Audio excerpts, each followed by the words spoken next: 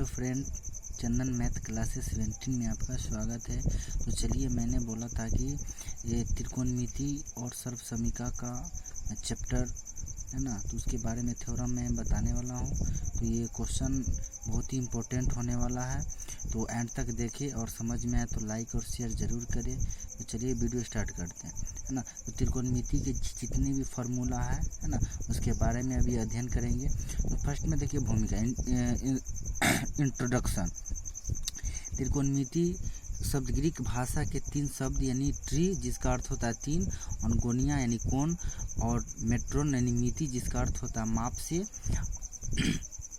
बना है। इस तरह त्रिकोणमितीय का शाब्दिक अर्थ 3 कोणों की माप है, किंतु एक त्रिभुज में 3 ही कोण होते, अतः त्रिकोणमितीय का अर्थ होता है त्रिभुज की माप होता है ना।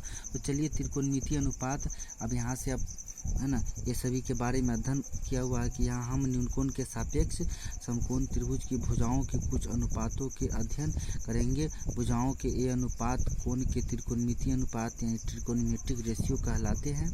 यहाँ हम सिर्फ न्यूनकोण के त्रिकोणमितीय अनुपात पर विचार करेंगे, है ना। जैसे न्यूनकोण क्या होता है, 0 डिग्री से बड़ा और 90 डिग्री से छोटा, यानी ये एक शॉर्ट फॉर्म है ना। पाइथागोरस पर में क्या होता है कि कर्ण का वर्ग अन्य दो भुजा के वर्ग यानी अन्य दो भुजा हुआ लंब और आधार, है ना, ये वर्ग के योग के बराबर होता है। जैसे ये आप समकोण त्रिभुज पे है, तो इसमें ये 90 डिग्री के सामने का भुजा कर्ण कहलाता है, ये लंब और ये आधार हुआ, है ना। तो एच स्क्वायर बराबर क्या होता है, लंब स्क्वायर प्लस आधार स्क्वायर। यही अगर आपको लंब निकालना हो तो कर्ण के वर्ग में से अगला भुजा का वर्ग घटता है, अगर आपको आधार निकालना हो तो कर्ण में से अगला भुजा को घटता है। यही रूट आ जाता है तो अपना चेंजिंग होता है, स्क्वायर इधर आएगा तो रूट, वो अपना फार्मूला चेंज हो जाता है ना। तो चलिए अब आप लोगों के सामने क्वेश्चन न्यूनकोण से रिलेटेड बताऊंगा। तो आप ये पिछले वीडियो में आप इसके बारे में हम बता चुके हैं कि न्यूनकोण का फार्मूला लंब, आधार और कर्ण के हिसाब से टोटल जितने फार्मूला होते हैं। अगर वो वीडियो नहीं देखे तो कृपया मेरे प्लेलिस्ट में जाके अपना देख सकते हैं वीडियो। तो चलिए ये अपना देख सकते हैं कि साइन जो होता है सभी के अपना एंगल के हिसाब से अपना फार्मूला होता है ना। साइन का फिक्स होता है लंब बटे कर्ण, और कॉस का फिक्स होता है आधार बटा कर्ण, और लंब टेन का क्या होता है तो लंब बटे आधार होता है। इसी का उल्टा का सभी मान क्या हो जाएगा, अपोजिट हो जाएगा, है ना। तो चलिए आगे वीडियो शुरू करते हैं। तो संकेत दिया हुआ sine A, cos A, tan A, cot और सेक और कोसेक क्रमशः कोण ए के sine A, cosec, cosine, tangent, tangent, second को सेकेंड के निरूपित करते हैं। ये अनुपात त्रिकोणमितीय अनुपात कहलाता है और इन्हें संक्षेप में टी भी कहते हैं ना। तो चलिए परिभाषा से, किसी भी समकोण त्रिभुज में न्यूनकोण की भुजाओं और कोणों के बीच संबंध व्यक्त करता है ना। जैसे साइन एक संकेत है, यह साइन और ए का गुणनफल नहीं है। बहुत बच्चे यहाँ कह जाते हैं कि साइन और ए क्या गुना में, नहीं, ये एंगल में है ना। तो यही यहाँ पे देख सकते हैं कि साइन ए है तो ए यहाँ पे एंगल है, टोटल क्या है, वैल्यू है ना। इसीलिए यहाँ पे लिख चुके हैं कि ये है यहाँ पे एंगल और टोटल क्या है, वैल्यू है। यही आप अगर इन्वर्स में जाइएगा तो जैसे आप इन्वर्स में हो जाता है साइन इन्वर्स, अगर ए है तो यहाँ पर ये कहलाता है वैल्यू। ये क्या कहलाता है, वैल्यू। ये टोटल कहलाता है एंगल कहलाता है ना। तो आप जब आगे क्लास में जाइएगा तब पढ़िएगा ना। तो कुल 6 त्रिकोणमितीय अनुपात होते हैं ना। अब चलिए यहाँ से अब टोटल फार्मूला, अब यहाँ से फार्मूला देखते हैं, है ना।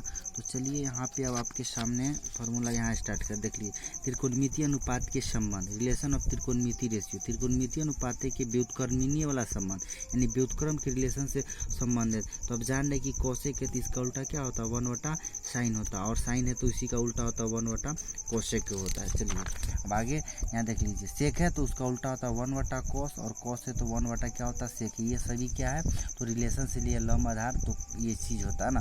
तो कॉस का सेक होता है और सेक का कॉस होता है। यहाँ देखिए टेन का कॉट होता है और कॉट का टेन होता है, यानी टेन और कॉट और कॉस और सेक, उधर साइन और कॉसेक, ये दोनों अपोजिट होते हैं। अब चलिए आगे त्रिकोणमितीय अनुपात के भागफल संबंध यानी भाग से संबंध वाले जो फार्मूला बनते हैं ना। तो टेन क्या होते हैं, यानी साइनों को अगर कॉस से भाग देते तो टेन आता, और इसी का उल्टा होता है तो कॉस ए बटा अगर साइन ए होगा तो कॉट ए होगा, है ना। कॉस बटा साइन होगा तो कॉट ए होगा, है ना। चलिए अब आगे आते हैं, अब अन्य संबंध देखते हैं, है ना। तो आप देख सकते हैं अन्य संबंध में कि यहाँ पे देख सकते हैं, देख लीजिए, है ना, कि यानी sine square plus cos square का मान कितना होता है, योग में 1 होता है ना। अगर दोनों का अगर आपको पास अगर दोनों से अगर संबंध चाहिए, दोनों अगर साइन स्क्वायर निकालना है तो 1 माइनस कोस स्क्वायर, साइन है अगर प्योर निकालना हो तो स्क्वायर इधर आएगा तो रूट में। उसी तरह कोस है तो 1 माइनस साइन स्क्वायर, और कोस निकालना है फिर तो root under 1 minus sine square. उसी तरह जब जाइएगा सेक और टेन में होता है तो सेक स्क्वायर ए माइनस टेन स्क्वायर, यानी सेक पहले टेन माइनस में, दोनों का स्क्वायर अंतर 1 के बराबर होता है। इसी से आप इधर दोनों का मान निकाल सकते हैं। सेक स्क्वायर है 1 प्लस टेन स्क्वायर, और सेक है तो रूट में डाल सकते हैं। उसी तरह टेन स्क्वायर लाना है तो सेक स्क्वायर में से 1 घटेगा। इसी तरह टेन लाना है, स्क्वायर इधर आएगा तो रूट में आ जाएगा। और लास्ट फार्मूला देखते हैं। लास्ट फार्मूला क्या है, यही देखिए, कोशेक ए और कोट ए बराबर 1 है। इसी से फिर अब कोशेक लाना है तो माइनस में इधर आएगा तो प्लस में, अब रूट है तो स्क्वायर में चेंजिंग हो जाएगा, और रूट है तो स्क्वायर में चेंजिंग, है ना। अब कोटे के अब कोट लाना है तो कोसेक के स्क्वायर में से घटेगा, है ना। मेन ये फार्मूला अब कैसे याद होगा, तो आप जान सकते हैं कि त्रिकोणमितीय अनुपात में पहले एस तब टी, है ना, ऐसे याद कर सकते हैं, है ना।